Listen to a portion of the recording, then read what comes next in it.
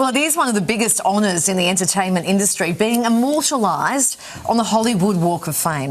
With over 2,800 stars, did you know that, already laid, every single slab has gone through a rigorous application process before earning its place. Yeah, the famous footpath attracts around 50 million visitors every year. But how does a celebrity actually get a star? Asking for a friend? Yeah, maybe. And who decides someone is worthy to be part of Hollywood's most iconic tradition? Well, for more, we are live with one of the women in power. Ana Martinez is a producer and Vice President of Media and Talent Relations at the Hollywood Chamber of Commerce. Welcome to the show, Ana. So lovely to have you on the show. It's a real honour for me to be speaking with you. This is me buttering you up right now. Firstly, can you tell us exactly what your role entails? I am the producer of the Walk of Fame ceremonies, but besides that, I do everything. My whole job is the Walk of Fame. I set up the meeting for the annual meeting for the selections of the stars.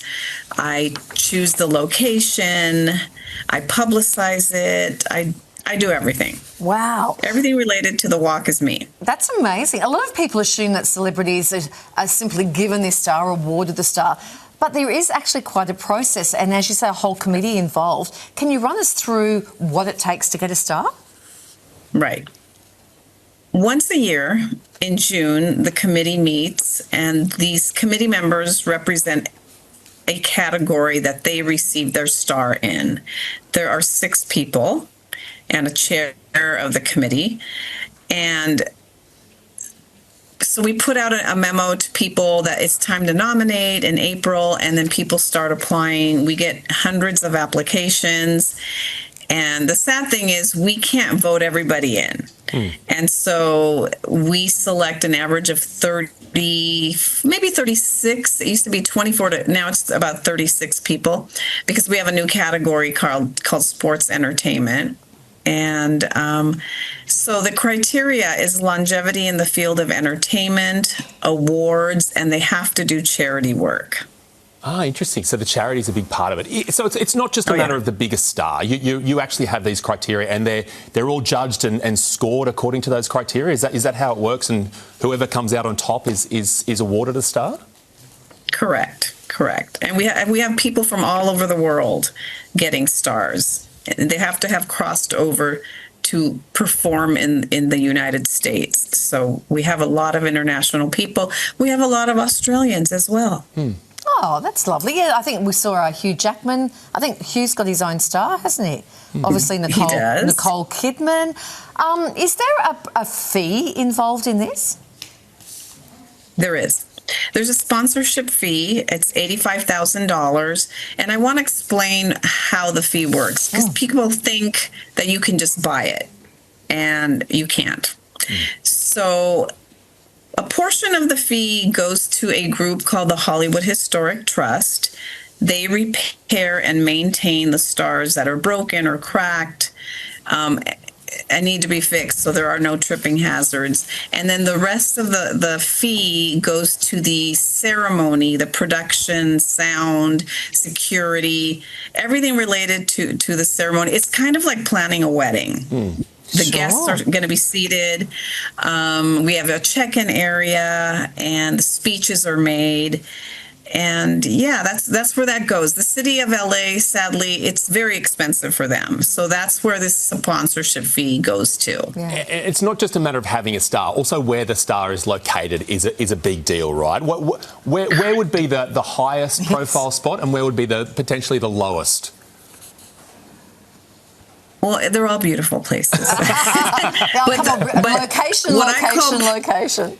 Yes, what I call prime real estate is somewhere like the Roosevelt Hotel, which sadly we have no more space there. We doubled up. When the Walk of Fame first began, it was 1 row. So we have created a 2nd row of stars, and everybody wants to be at the Roosevelt. And another one is a place called Ovation Hollywood, which is this beautiful mall on the boulevard. And it has a lot of space. When I know this celebrity is going to bring a lot of fans and press, that's where we put them. Chris Hemsworth has his star there. Got it. We just did a star for David Beckham there, and we had tons of people. And nearby, we did a star for Miley Cyrus, and she had 4,000 people show up from all over the world to see her get her star. Who's drawn the biggest crowd, Anna?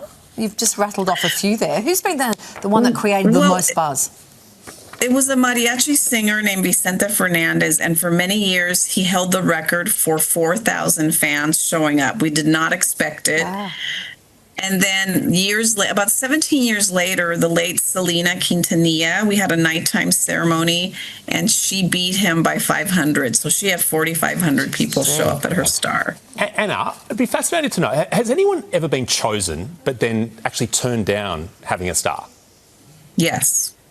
Who? Bruce Springsteen. Really? Yeah.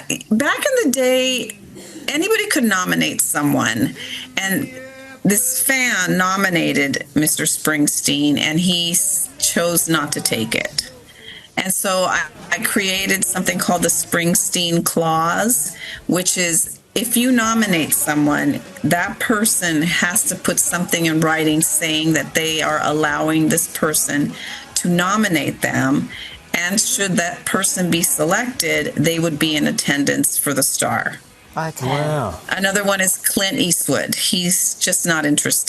So That does those not are the two. Yeah, it's Too funny. mysterious. It doesn't surprise me. Get off my lawn and my pathway and my star. Anna, thank you so much. It's been so great to talk to you. A really fascinating insight into those stars that we know so much about.